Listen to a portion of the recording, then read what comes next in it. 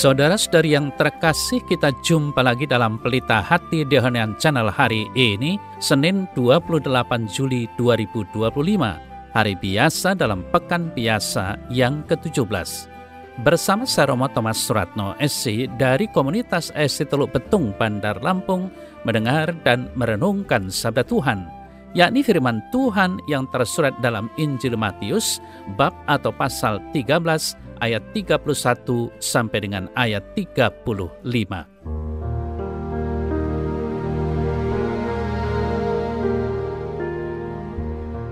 Sekali peristiwa, Yesus membentangkan perumpamaan ini. Hal kerajaan surga itu seumpama biji sesawi yang diambil dan ditaburkan orang di ladangnya. Memang biji itu yang paling kecil dari segala jenis benih, tetapi apabila sudah tumbuh, sesawi itu lebih besar daripada sayuran yang lain, bahkan menjadi pohon. Sehingga burung-burung di udara datang bersarang pada cabang-cabangnya. Dan ia menceritakan perumpamaan ini juga kepada mereka. Hal kerajaan surga itu seumpama ragi yang diambil seorang perempuan dan diadukkan ke dalam tepung terigu 3 sukat sampai khamir seluruhnya. Semuanya itu disampaikan Yesus kepada orang banyak dalam perumpamaan, dan tanpa perumpamaan suatu pun tidak disampaikannya kepada mereka, supaya genaplah firman yang disampaikan oleh Nabi, "Aku mau membuka mulutku mengatakan perumpamaan. Aku mau mengucapkan hal yang tersembunyi sejak dunia dijadikan."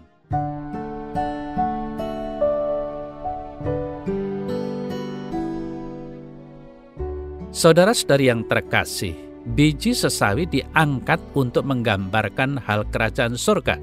Biji sesawi yang sebesar pasir merupakan benih yang sangat kecil. Mengapa harus biji sesawi dan bukan jenis tumbuhan yang lain? Yesus memiliki maksud tertentu. Maksud perumpamaan ini adalah untuk menunjukkan bahwa benih itu pada mulanya sangat kecil, namun pada akhirnya akan bertumbuh dan menjadi sangat besar. Seperti itulah kerajaan Allah di tengah-tengah kita yang akan didirikan di dunia. Saudara-saudari yang terkasih, pertumbuhan anugerah Allah dalam diri mulanya sangat lemah dan sangat kecil, seperti biji sesawi yang paling kecil dari segala jenis benih. Sadarlah bahwa Kristus dan para rasul, jika dibandingkan dengan para pembesar dunia, tampak seperti biji sesawi yang lemah di dunia ini. Para rasul yang umumnya orang-orang sederhana, para nelayan kecil, justru menjadi dasar bagi pertumbuhan gereja. Orang-orang yang baru percaya kepada Tuhan adalah seperti anak-anak domba yang harus dibawa dalam pangkuannya. Mereka mempunyai sedikit iman, namun masih banyak kekurangan di dalamnya. Dan mereka mempunyai keluhan-keluhan yang tidak terucapkan karena begitu kecilnya. Mereka memang mempunyai keyakinan mengenai kehidupan rohani dan mereka hidup menurutnya, namun hampir tidak terlihat karena terlalu sedikit. Saudara-saudari yang terkasih, walaupun demikian, benih itu bertumbuh dan semakin tampak. Kerajaan Kristus secara ajaib maju, tumbuh dan berkembang. Dalam jiwa yang mempunyai anugerah sejati, kerajaan itu akan benar-benar bertumbuh walaupun mungkin tidak terasa. Biji sesawi itu kecil, tetapi bagaimanapun juga biji itu adalah benih yang mempunyai daya untuk bertumbuh. Saudara-saudari yang terkasih, manakala kebiasaan-kebiasaan mulia semakin diperkuat, perbuatan-perbuatan yang benar semakin dipergiat, pengetahuan semakin diperjelas, iman semakin diteguhkan, dan kasih semakin dikobarkan, itulah tandanya benih sedang bertumbuh. Benih itu pada akhirnya bertumbuh menjadi sangat kuat dan berdaya guna. Apabila sudah tumbuh dalam kematangan, biji itu akan menjadi pohon. Nah, saudara-saudari yang terkasih, gereja itu seperti pohon yang besar yang dijadikan sarang bagi burung-burung. Umat Allah datang kepadanya untuk mendapat makanan dan beristirahat, berteduh dan berlindung.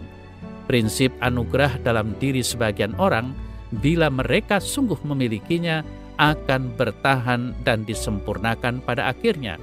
Anugerah yang tumbuh akan menjadi anugerah yang kuat dan akan membawa banyak buah. Orang-orang Kristen yang bertumbuh harus memiliki keinginan untuk menjadi berguna bagi orang lain, seperti halnya biji sesawi yang bertumbuh bagi burung-burung di udara, sehingga orang-orang yang tinggal di dekat atau di bawah bayangan mereka akan dibuat menjadi lebih baik. Saudara-saudara yang terkasih, Allah menggunakan diri kita untuk menyebarluaskan kabar gembira tentang kerajaan Allah di dunia ini. Meskipun kita bagai bejana tanah liat, meskipun kita kecil seperti biji sesawi, tetapi melalui diri kita, Allah menunjukkan keagungannya. Apa yang harus kita buat? Membiarkan diri diatur sesuka hati Allah, karena segala sesuatu pasti akan indah pada waktunya dan baik pada saatnya.